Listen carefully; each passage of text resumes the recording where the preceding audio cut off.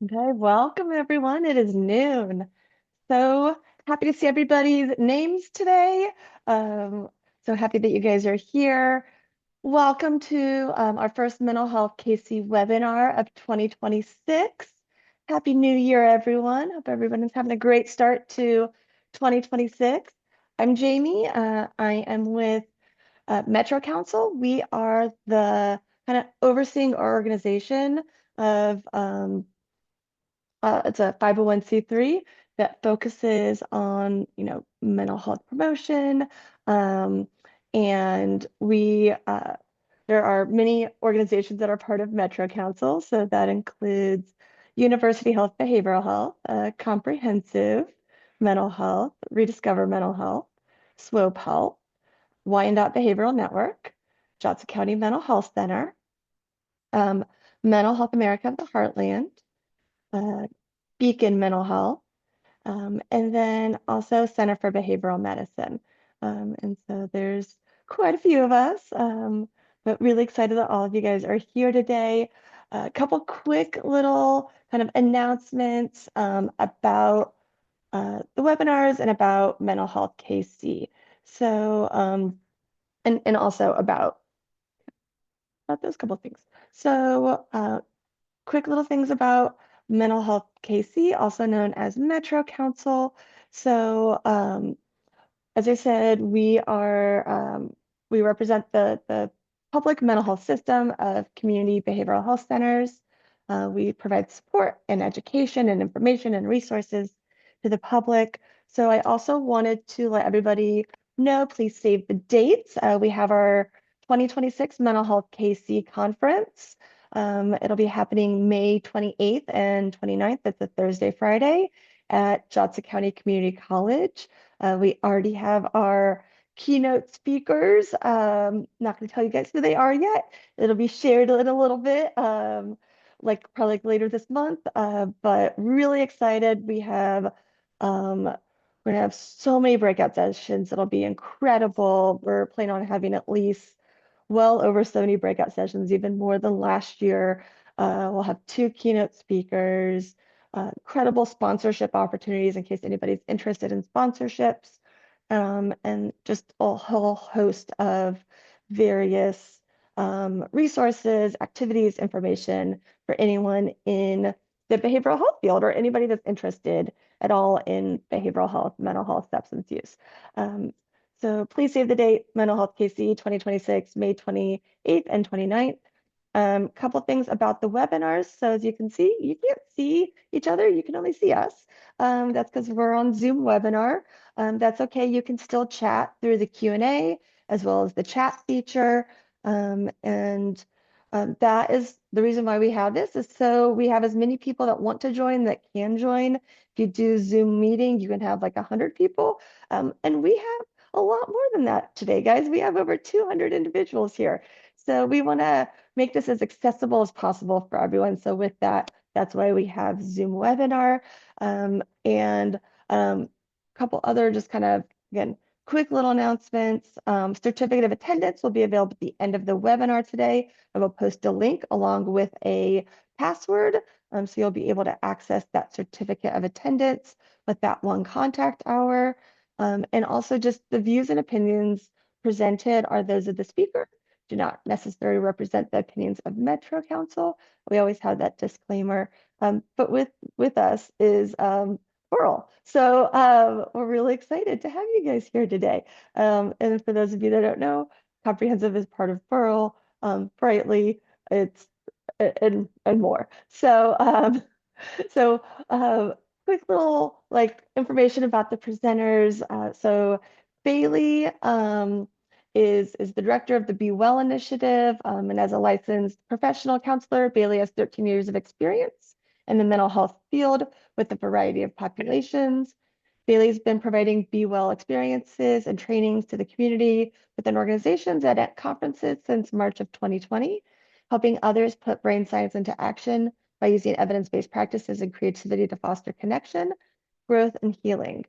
As the director of Be Well initiatives, Bailey has the privilege of leading a team of talented and compassionate professionals and using their strengths to care for our communities in innovative ways. Bailey has a passion for whole wellness and as a necessary component of individual and community health. And then also with us is Nia Howard, um, and she is the program and engagement leader of Be Well Initiatives. And Nia is has served in multiple positions at Burrell Behavioral Health and believes reducing stigma around mental health allows for dignity, respect, and humans who can live encouraged. Nina co-curates and co-leads experiences that break brain health down into manageable pieces and brings those into practice and community both by supporting Centerstone team members and the wider community of Springfield, Centerstone, and surrounding areas. So with that, I am so excited to introduce Bailey and Nia. Thank you so much, Jamie. And I see we already have a couple quick questions. I know the webinar is being recorded. Will the recording be sent to folks afterwards, or will It they have will access to it? It will not, but everybody will have access to it through our YouTube channel. So if Okay, anybody would like to view it, it is available through our YouTube channel. perfect. Mental Thank you Health so much. KC is the YouTube channel in case anybody wants to know. Awesome. Thank you, Jamie. Hi, you all. Thank you. Welcome to this webinar. Welcome to the new year. I hope that it has been a gentle start to the new year, or as gentle as possible, as we welcome 2026 in.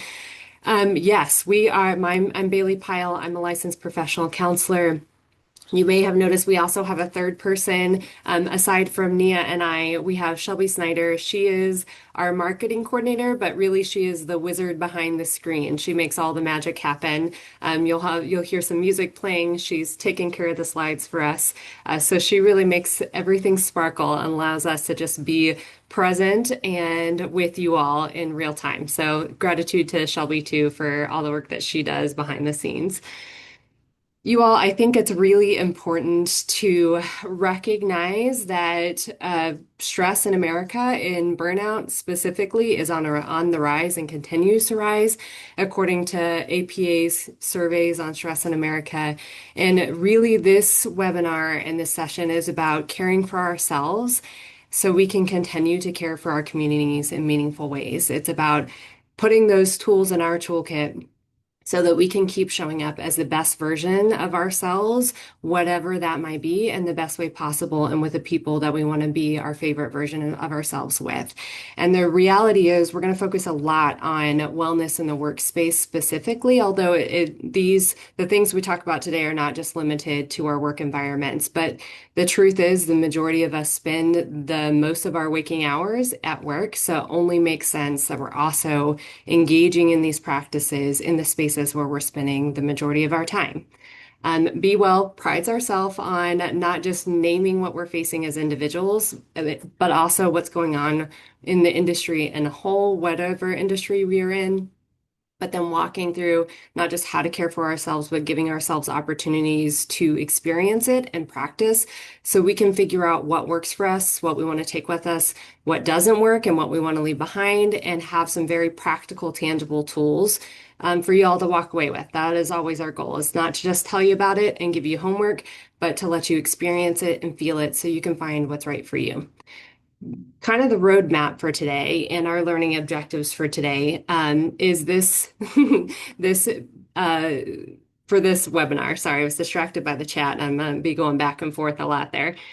So what we're really hoping is that we'll have that opportunity and we'll give you the opportunity to pause and check in with yourself, see how you are doing. I know even though I do this work every single day, y'all, I'm not always great at reminding myself that I deserve those check-ins too. So we'll give us an opportunity to do that.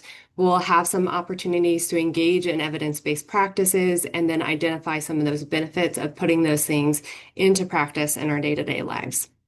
So that's kind of what the roadmap of where we're going. Be Well doesn't do anything partially. We really love an experiential, like I said, an experiential space and time for us to connect. We know that humans need social connection. And so we really, really love this platform, Mentimeter.com. If you have not used Menti before, it is a completely anonymous platform that allows us to connect in real time. And like I said, completely anonymously. Even on our end, we can't see what respondent says who. It just says respondent one, respondent two, respondent three. And that's just one way to engage with this webinar today. So if you would like, you are more than welcome to scan that QR code, or you can pull up an extra tab in your web browser and put in menti.com. And then it's going to ask you for that code. And the code today is 83, and I'm putting this in the chat too for ease, 8346 6915. I say that, and we honor choice and believe that this is truly a choose your own adventure. So if you would like to join Menti, you are more than welcome to. It's also not a requirement. If you would like to connect in the chat, please do so. If you just want to self-reflect and take this time to engage in that self-assessment piece, that is more than welcome. It is you, we are experts in the field, but we are not experts in your brain, and you know what you need better than anybody else. So interact and engage in whatever ways feel best for you. The Menti code will stay at the top of the screen throughout the duration of our time. So if you change your mind at any point, you're welcome to join in there, or Shelby can pop up the QR code again if you lose it or would like to join. Okay. So we'll give Menti its first little test spin here. This is our warm-up question. So y'all can get a little more familiar with Menti, and then also we can get to know you a little bit. We typically start out with this question, and we added a little more to this one, but what do you do and who are you as a human? And we're asking those as two separate things. What do you do professionally for your career? And then who are you as a human being? Because we know that we are far more than what we do. We are not just human doings, as On-Site Workshop says, but we're also human beings. So if I were going to answer this question, I would say I'm the director of Be Well Initiatives, a licensed professional counselor, but I'm also an adventurer, a parent, a spouse, a lover of travel and novels. I'm an animal person and an outdoor enthusiast. What are those things that make you, you? And so we'll take just a minute and I'll get quiet so we can answer this question together. Like a child, you will run free and wild under the sun.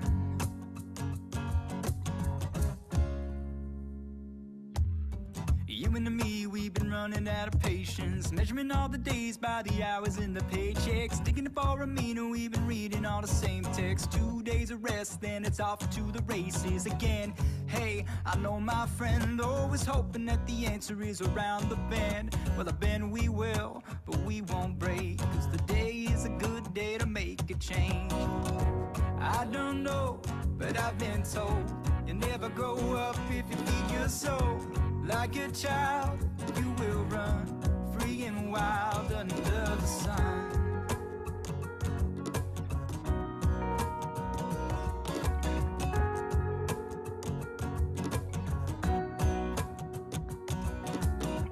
Taking me back to the days when I was younger, living it every day with the fire and a hunger. Had no ties, the suits and ties, fancy shoes and Monday blues, work commutes and conference rooms, all the things that I told you I would never do.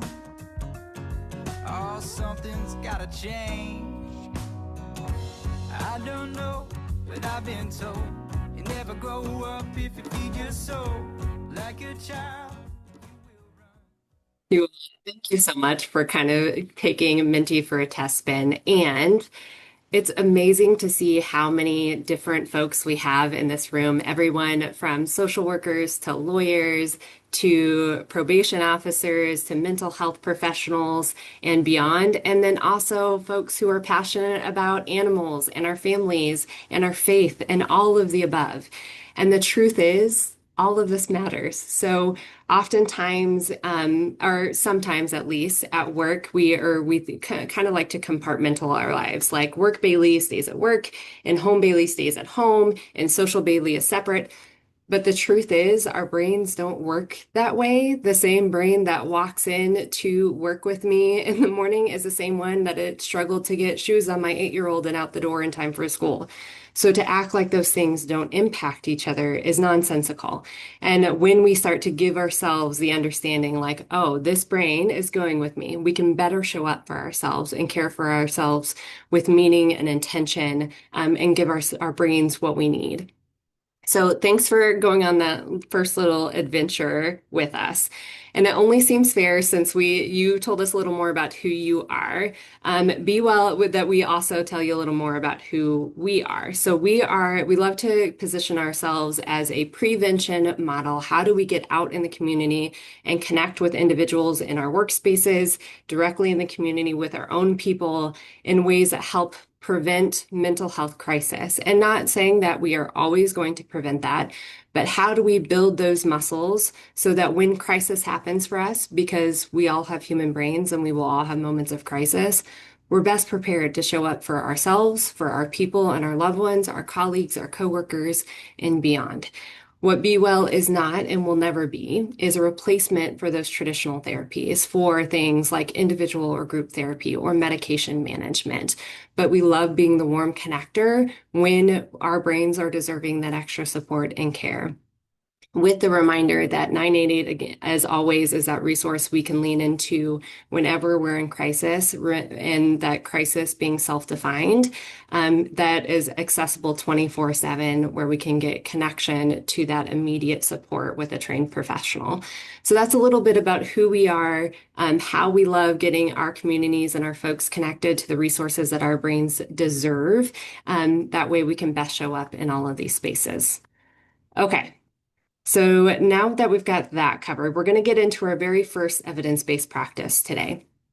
Now, when I was doing therapy, I did therapy with adolescents and children from our littlest brains, age 3, all the way up to young adults for a long time. And every time a client walked into my office, we always did a self-assessment. As a therapist, that helped me know what they were walking in with. For them, it was the practice of being able to understand where they are in a given moment and get those reps in. But y'all, if I'm being honest, I never practiced this for myself until I came over to Be Well, and it has been a game changer for me. Self-assessment, and for those of you that are providers or clinically trained, you may recognize this as a version of a subjective unit of distress. And that's all just fancy language to say the opportunity for us to pause and ask ourselves as non-judgmentally and gently as possible how we are doing in this moment, and rating that on a scale of 0 to 5. And I see that y'all are already getting those in. So take this moment. You're invited to take a deep breath in. No longer exhale out, and ask yourselves how you're doing on that 0 to 5 scale. And we'll connect about that here in just a moment.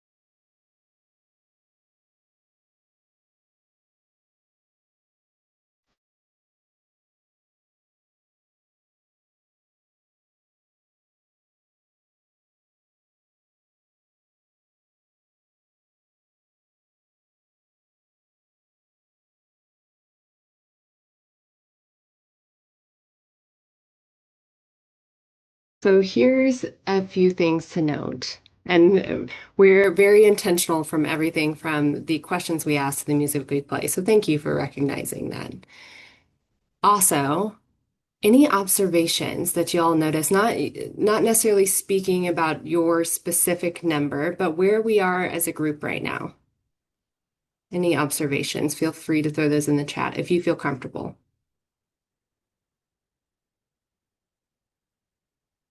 And as those, we're all a little anxious, right? Thank you for saying that, Ariel, because it's important to note that this scale only measures the stress. We know that that's not the whole breadth of the human experience, that we feel a lot of complicated things, that we can feel anxious and excited at the same time. We can feel overwhelmed and hopeful at the same time. There is no binary here. We are complex individuals with a multitude of different emotions at any one time.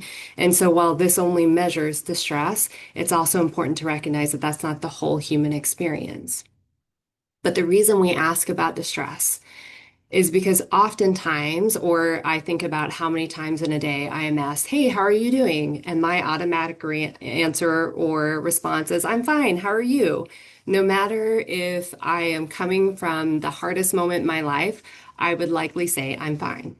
Because that's frequently what we do. It's a safety thing for us as humans, but it's also a social norm. We could be going through extreme situations and we might still say fine. We don't often have those socially acceptable places to say, it's kind of been a hard day, but I'm making through. The thing that is important are a couple things that are really important to recognize with these numbers. Because we have human brains, we are all going to have moments where we're 0 common at peace, and we'll all have moments where we're at a 5 in crisis mode. Because we're just one bit of news, one emergency call away from being in a crisis at any given time. If you find yourself in a crisis in this moment, feel free to reach out and connect with us. We would be happy to get you connected to extra support if that's what you're needing and deserving in this moment. You can private message us. I threw also our email in there. If it's an immediate crisis, again, 988 is available 24/7 for us to get connected with somebody to get that professional support as well. It's also really, really important to recognize where our baseline is. So if I'm being completely transparent, 0 is not my baseline. I only have come to 0 when I've had about 3 days of PTO in nature. So if I walk in expecting to be at a 0, then a lot of times that's adding shame and guilt onto a rating and probably increasing it versus keeping it steady or decreasing it, right? So recognizing where our norm is, mine lives around a 1.5, 1.25. So when I'm landing there, that's my norm for me. 0 is more the exception and not the rule. So recognizing where we are. The last little bit about these numbers is also recognizing what we need might change depending on where we are on that scale. I'm a huge proponent of nervous system regulation exercises like breathing and mindfulness practice. They work wonders for me typically. However, I will also say that if I am at a 4 on the brink of a 5, telling me to take deep breaths will oftentimes send me closer to 5 rather than keeping me regulated or helping me regulate. So knowing that it will change and it can change depending on what we're experiencing and where we are on that scale. Okay, so we're going to take the next step, and this comes from Dr. Mark Brackett's work. This is our second evidence-based practices and his work on feelings and emotions. Like I mentioned before, distress is not our only experience, and we can experience multiple things at one time. So we have a feelings finder here that has 141. Nia, is that correct? Nia is the one that has counted each one of these. 141 different feelings that can help us identify and add language to our experience. So the reason this can be helpful is because how we show up for ourselves varies depending on what experience we're feeling. So most humans, adult humans, use on average can express 3 feelings when in the process of actually feeling them. That's mad, sad, and scared. Or mad, sad, and scared. But the truth is the diaspora of emotions, and you can go ahead and start getting those emotions in if you would like. As I'm talking here, I see some people already doing that. How I show up for myself when I am annoyed versus like furious is completely different. Or how I show up with myself for myself when I'm nervous versus anxious is different. And so having nuanced language to our experience is really, really important for knowing how to show up for ourselves in the best way. So I'm going to take a moment here to get quiet as y'all get these feelings in as well, and then we'll come back together.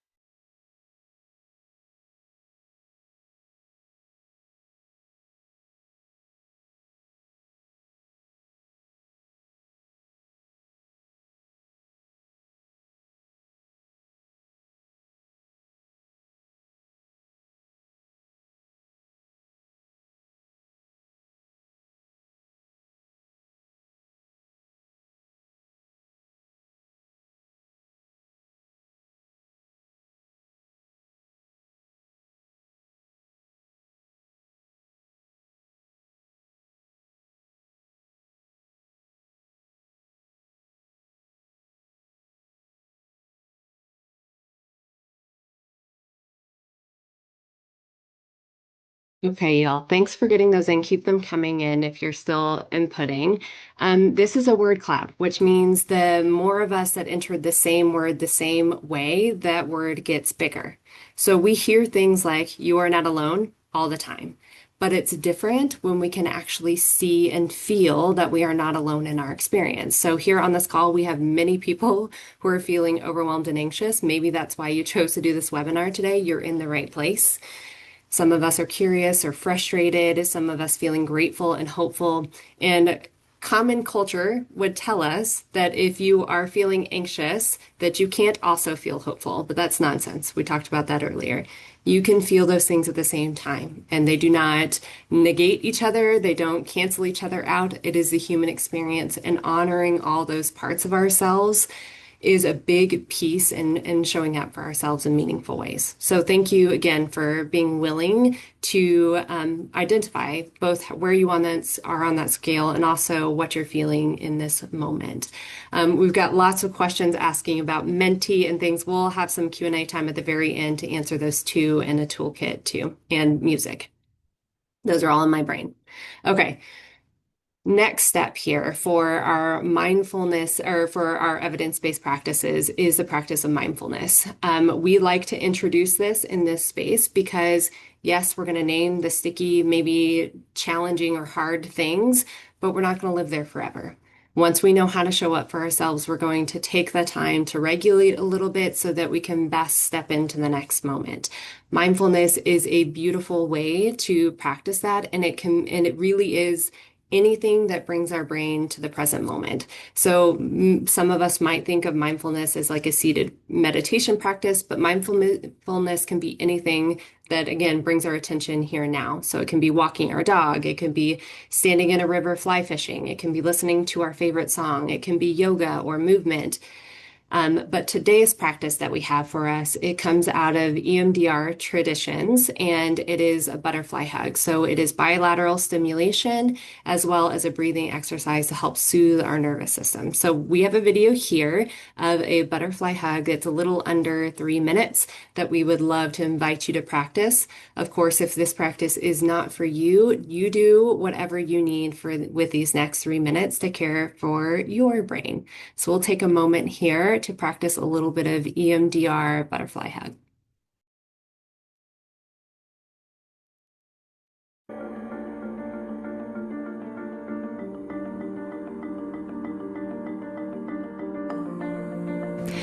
So we're going to finish off tonight with just a bit of a grounding technique. This is called the butterfly hug. You can do it with crossing your thumbs and hands in front of you and alternating here. If it's more comfortable to just tap on the shoulders, you're welcome to do that. And if that's not quite comfortable, feel free to go ahead and put your hands on your knees or on your legs, and you can tap gently to yourself there. This is a wonderful, wonderful grounding technique because you can take this anywhere. And so whether it be at the office to help just bring down that intensity of emotion for a moment, whether it be at home, whether it be before bed, And this is really, really beneficial and whenever you're needing to get that emotion down a bit. So for those who'd like, you're welcome to join me. If it's more comfortable just to watch me, you're welcome to. You can also close your eyes, and so whatever's going to be best and most comfortable for you. So let's go and get started. And let's go and get started by just finding where it's most comfortable for us. Just kind of experiment. Does this feel good here? Does this feel good here, or on your knees? So take a moment to find that. When you find that place, let's go and get started with just a deep breath in. So taking a deep breath in, when you reach the top, hold for just a moment, and then exhaling. Just let it come out, just natural as can be. And then just slowly start tapping. Just alternating sides, alternating the taps, knowing that whatever you choose is A-okay. If you'd like, you're also welcome to add a positive affirmation to this. It may be I am loved. It could be I can do this. It may be I am in a secure and safe place. Whatever seems to fit for what your need is right now. Feel free to just add that in and just repeat it to yourself in your head. And just remembering to keep tapping for as long as it's comfortable. If you need to go a little harder, you're welcome to if it needs to be gentle. Again, just experimenting and see what fits for you right now. And you're welcome to do that. And go as short or as long as till you feel just a little bit calmer or until you feel that that's good enough for today. So again, just breathing in and out and just tapping. Tapping for as long as you'd like.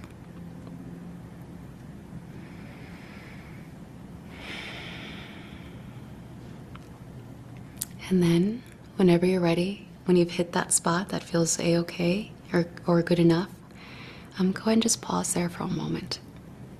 Just letting your hands rest, letting your body rest. And if you'd like, feel free to take one more deep breath in, holding for just a moment, and then when you're ready, exhaling, just letting the air flow out all natural and just whatever comes. That's a butterfly hug. Thanks, everyone.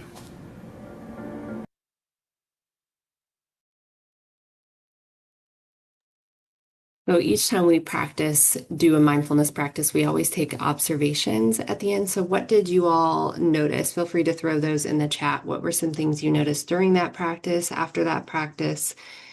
And with the permission that an observation can be like, that was weird and uncomfortable, and I don't want to do it again. That's still an observation. And noting that there are thousands of ways to practice mindfulness, and this is just one of them. So if this doesn't work for you, that's okay. I know for me too, sometimes the moment I get quiet, my thoughts get louder. It's like, oh, good, you're paying attention. Let me tell you all the things you should be doing instead of this right now. And that's completely normal as well. Being aware of that is the practice of mindfulness. Bringing your brain back to that awareness is you're doing it beautifully. That's the practice. Okay, so glad that we got to do that together. Yeah. Yep.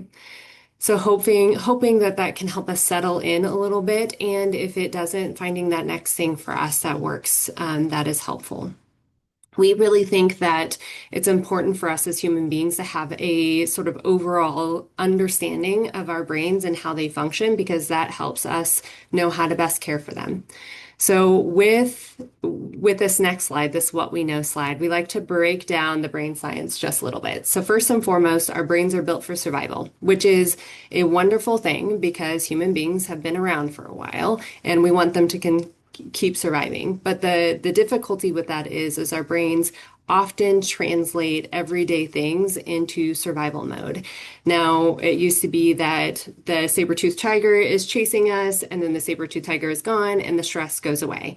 But in modern day, we do not get those short bursts of stress, right? And those little short bursts are actually really helpful for our brains because it helps us perform better.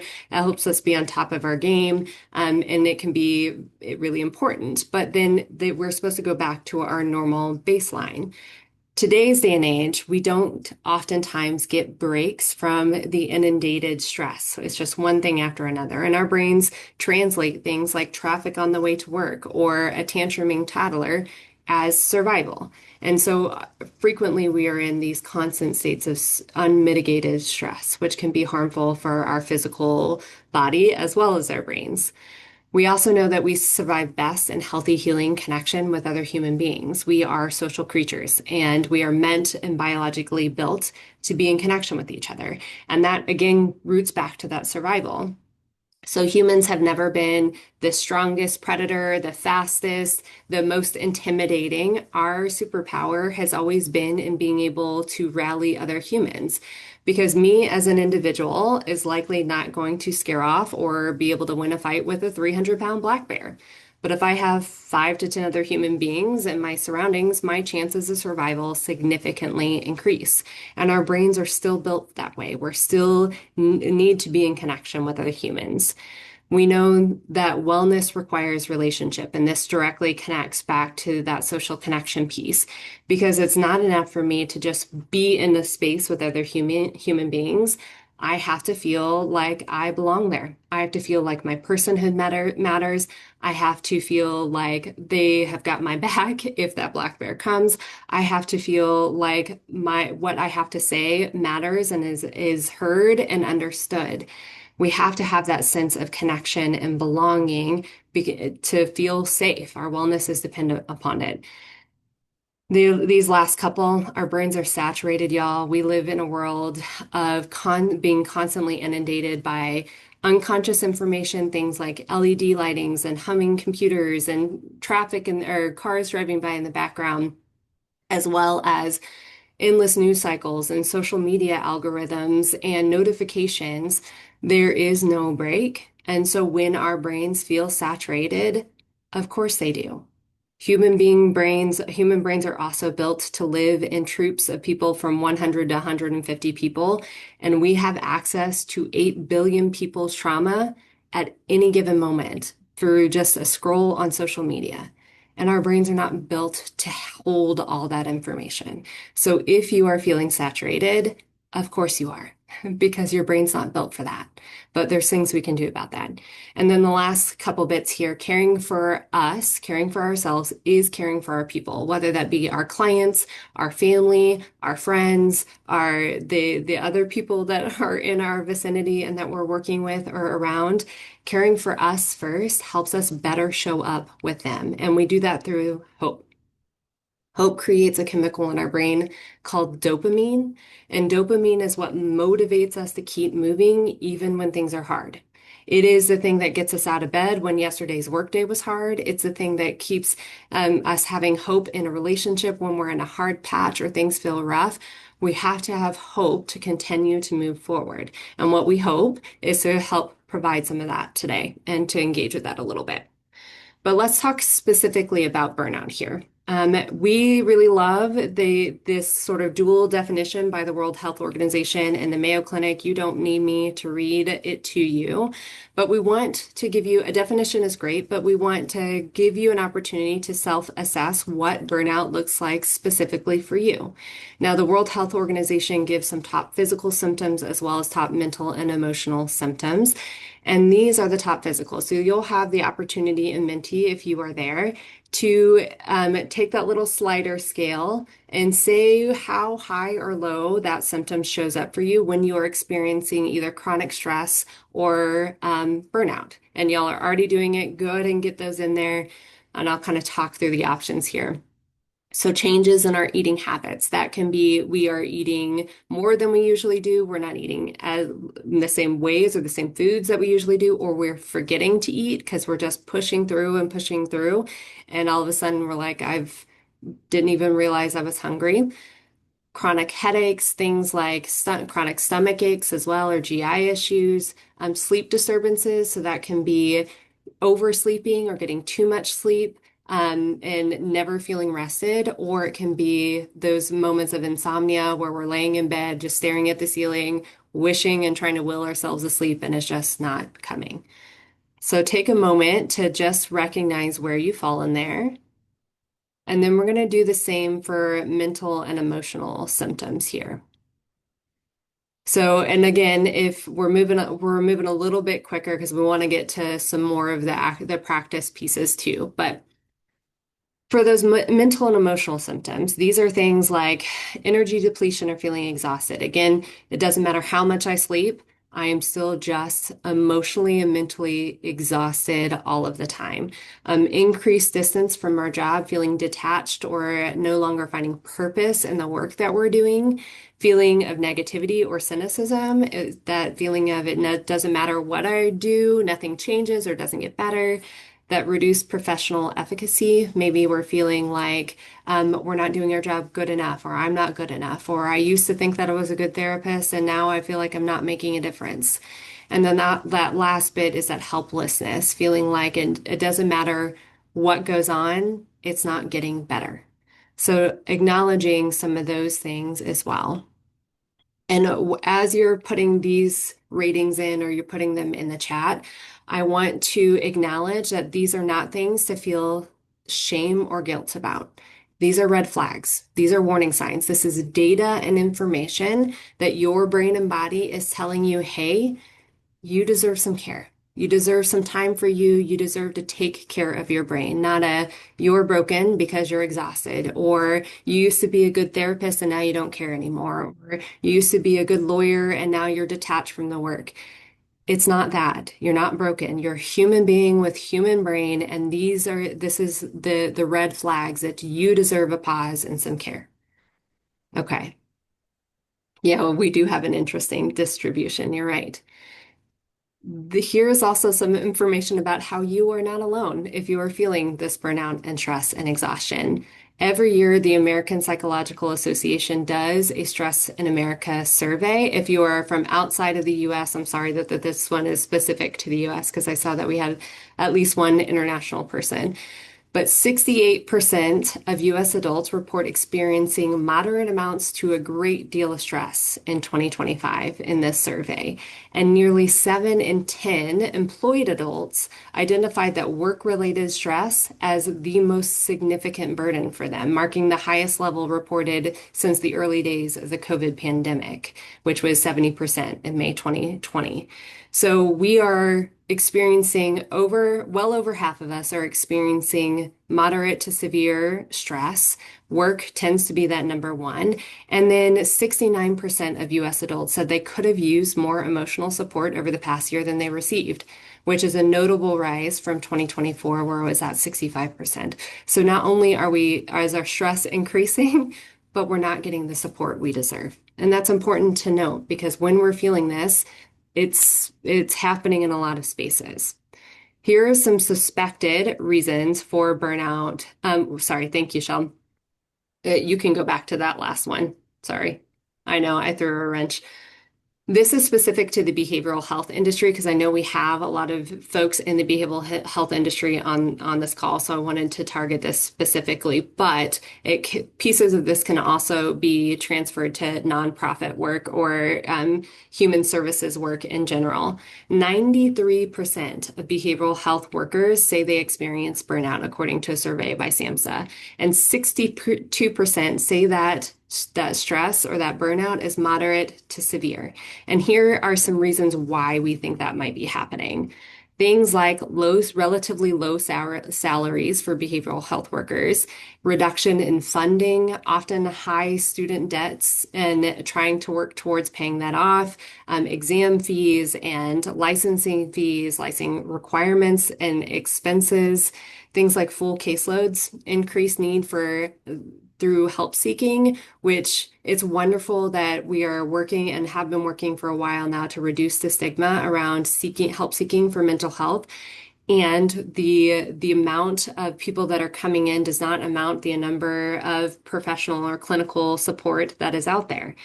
So that, with high turnover and staffing shortages and the administrative paperwork, the caseloads are getting bigger and there's just not enough folks to support it. And then lastly, high stress. These things like it feeling like life or death, or it being life or death for some of our people, increasing need of severity of symptoms, and all the above listed reasons, right? Okay, so this is not meant to hold us in a space of doom and gloom. And I want to recognize that we want to take the time to recognize the reality we are facing and also give us tools to do something about it. I say that, and we are going to walk through, Nia is going to lead us through here in just a moment, some ways that we can care for us. But I think it's extremely important to recognize that the resolution for burnout does not solely rest on the individual human's shoulders. It is the ethical obligation of our organizations, our leaders, and our teams to create environments that mitigate and minimize burnout as much as possible in this service human field that we are in. The goal is not to care for ourselves so we can step right back into the environment that was burning us out to begin with. So I wanted to acknowledge that and also give us some tools for how we can care for ourselves individually as well. But I thought it very important to mention that. And with that, I get to hand this over to the brilliant and wonderful Nia Howard to lead us through some of those best practices and engage in some self-care here together. Welcome, Nia. Yes, thank you. Thank you so much. Talking about the tools, we always love to bring some, and we bring some that we hope are bite-sized pieces that we can use right where we are. This is what we call our Thrive in 5 and is actually adapted from our prior Surgeon General. His name is Vivek Murthy, and he has a whole very large practice that he has put out that says that if these things happen in our workforce, then we have people who are wanting to show up at work. They feel seen, they feel heard, they're able to have connections and be able to care for others when they're there. So here we are, look at us. We already did that first one. We have done some intentional breathing. Now we'll go through just a short amount of time just so we can try to practice a few of these to see if they might work for us. So the second one is the idea of connecting with a colleague, a partner, a stranger, a loved one. So we'll have just a little bit of time to do it in your own way. Would you like to right now maybe get your phone and send somebody a text, that one that you've been meaning to send? Maybe you wanted to write a note to a colleague and slide it on their door a little bit later. Maybe you wanted to send a voice message. Whatever you think, maybe even an email. We'll take just a little bit of time right now for you to start this idea of sending out a connection. The ones that make you feel all right, but kind you want to stay up with all night. You gotta find your people, the ones that make you feel whole. They won't leave your side when you lose control. The ones that don't let you lose your soul. You gotta find your people, the ones that get the joke, who understand what you're saying for a word is spoke. Wonderful. I love the comments coming through. I love how everybody's participating, but I see people that do that. They really enjoy sending those messages to people, and also a nod to the music. Well, remember, this connection one is amazing because it is one that can keep going. You may have chosen to send a text, but didn't get it back yet. So imagine later in that day, again, that dopamine that Bailey was talking about. When we give, we also can receive.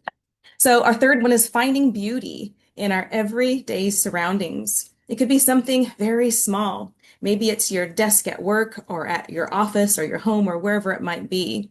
Maybe you've put something intentional there. Is it a picture of somewhere you like, or that fur pet, or somebody in your life? So let's do this one. What is it? What are you enjoying lately? What are the things that you lean into when you are needing a little bit of ease? If you'd like to, take a little bit of time, put those into Menti or even in that chat.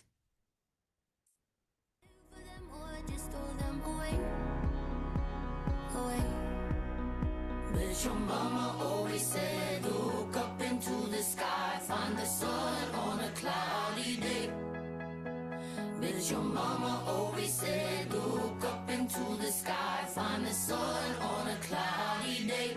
On a cloudy day. Your mama always said, look up into the sky, find the sun on a cloudy day. On a cloudy day. Your mama always said, look up into the sky, find the sun on a cloudy day. I love it. Big fuzzy blankets, books and audiobooks, people who like to get out and run. Maybe it's time with friends, family, and puzzles. I love how these are just coming in again and again and again. And I'm going to take some of those too. I think I'm going to borrow some of those. Okay, so what else do we have? So we're going through 5 here. So number 4 is doing something you love every day. So let's take a little bit of time. And what are those things that light you up and why? Is it maybe something in your routine in the morning?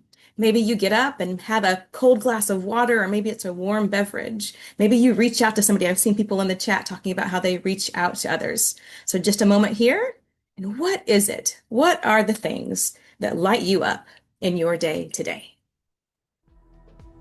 For holding close the friends I make. But if I'm wise, then why this feeling of a child that I can't shake? And I'm getting older with every memory I make. Now that I'm older, with these moments, will I live for them or just throw them away? Away. But your mama always said, look up into the sky, find the sun on a cloudy day.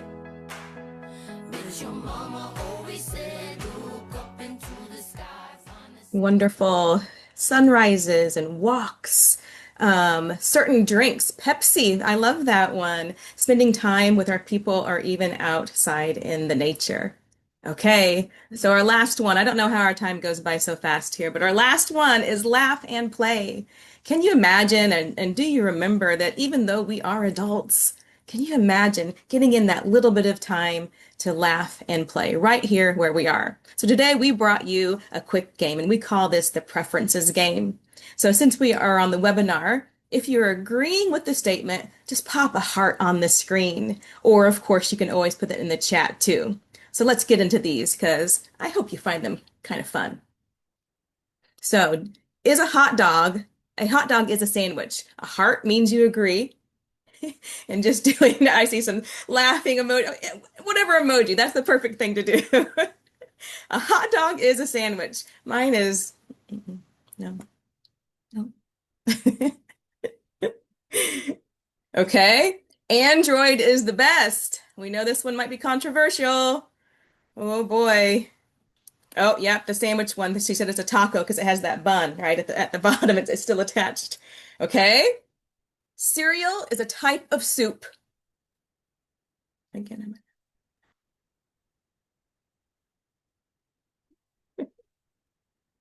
oh, the camera and the Android is better. Okay. Okay. Cereal is a type of soup. Okay. Boneless wings are just chicken nuggets. I don't know. This is how to put pants on a dog. The circled one, right? He's got 4 legs, so he'd have to have 4 pant legs.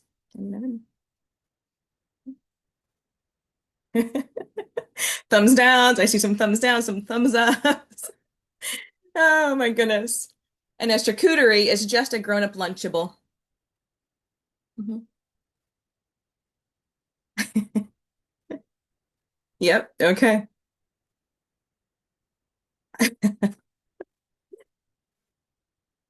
All right. Well, as we close up for today, we have walked through a few different things that we hope you are able to take with you.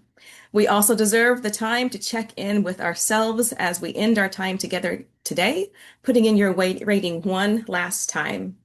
Remember, this ratings come without judgment. They are just where we are on our roadmap, and thus we can better decide what our next best thing might be for us.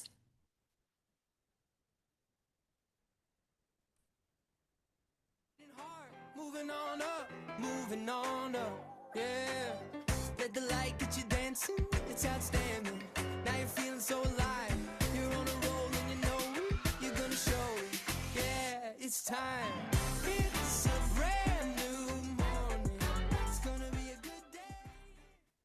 We'll put up these next slides because it's very important to us to let us know, have you been able to reach out to us? This last one is important as well. This is the idea about how your rating went for you today. This comes again with hopefully surrounded by curiosity. If your rating came to the left, that might mean something today that we did together, or just the time to sit and be in community together was easeful. If it went up, we want to be curious about that and knowing who we might be able to reach out to. So as we see these next slide, I want to tell you that burnout and overwhelm are our reminders. There are indicators, but not a forever state. Wellness isn't a destination, but we can practice it daily. By starting small, being intentional, we can take one step toward what is nourishing for you. By caring for yourself, you create space for others to succeed as well. So thank you for being here today. Let's keep bringing wellness into our lives together. Please see the different information here to reach out to us. Our question and answer period got a little bit shorter, but we would love to still answer those if you'd like to send them to us via email. And we have one last thing too. We talked about the music today, and we have a QR code, and this is our Spotify playlist. This playlist has been curated over some number of years now and has 22 plus songs on it. These songs can be easeful or energizing or everything in between. And they are vetted. They are for all age ears. So please enjoy this music and share it with others. And again, we thank you so much for being here today. So with that, I just want to thank Bailey and Nia and Shelby also. Thank you guys so much for your time today, for talking about navigating burnout. And it sounds like everybody is looking like they really loved it. So thank you so much. Um, and I know we only have a couple minutes left. Does anyone have like a burning question? If so, please put it in the Q&A because we're getting a lot of chats. So it's kind of hard to go through them all. But if anybody has a question, please put it into the Q&A.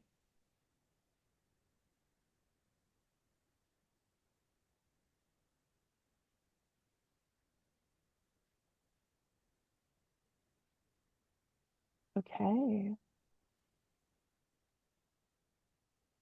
Jamie, I see one came So through with about that, certificate info. yeah, I was actually just about to do that. So seeing no questions, we're going to do our certificate of attendance. It'll be in the chat in just a second.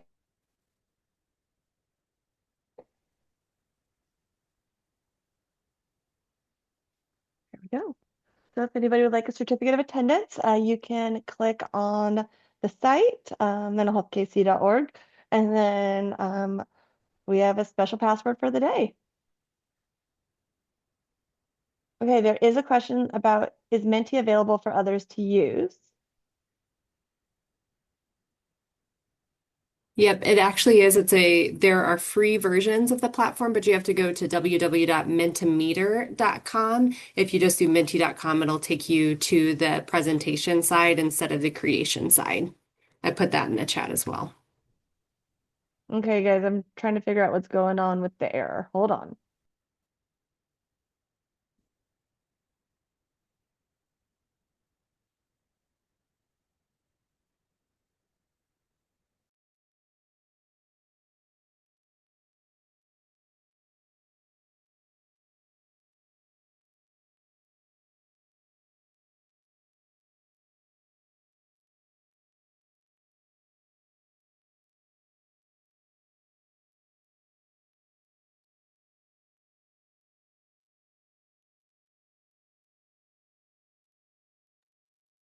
While Jamie is trying to figure out the error code, I also just wanted to mention we have a toolkit that accompanies this presentation as well. If you would like the toolkit, we can email it to you directly. If you email us at Be Well, and I'll put it in the chat as well, at livebrightly.org, and we can get and just say I was in the webinar. I would love the toolkit, and it'll walk through the self-assessment, the feelings finder, and all of that, a lot of the aspects that we walk through today. Okay, so thank you guys. So I found out, I guess there is something going on with our website that is making it not able to accept it. So they are working on it on the back end. And they said please check in soon and hopefully it should be fixed. So Beth, it also could be that, yes. Beth said it might be that there's too many of us trying to get on at once. That could also be the case.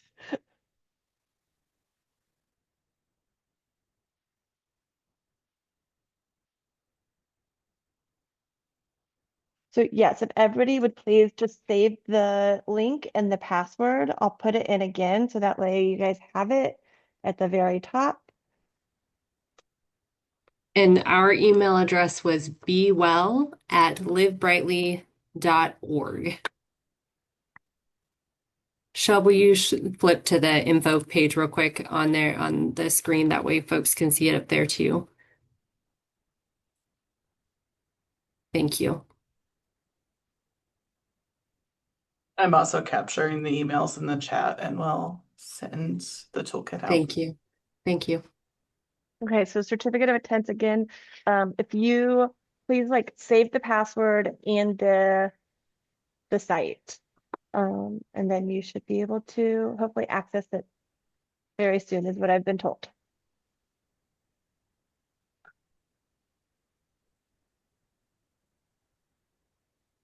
Thank you all so much for joining us today. We appreciate it. If you want to find more tangible daily activities, you can go to our website. We also have a podcast where we talk through the brain science behind particular practices and lead a short practice each one. So feel free to find us at Brain Health Besties. We're on YouTube and Amazon Pod and Spotify and all the places. I might even be able to convince Shelby to pop that one up there too. And you can continue to connect with us in all the spaces and on all the socials too. Thank you, Shelby. Wizard behind the screen. Thank you all so much and be well. Bye-bye. Thank you guys. Have a great day. Bye. Jamie, if you want to leave it open for just a second so I can make sure I get all these emails. I can do that.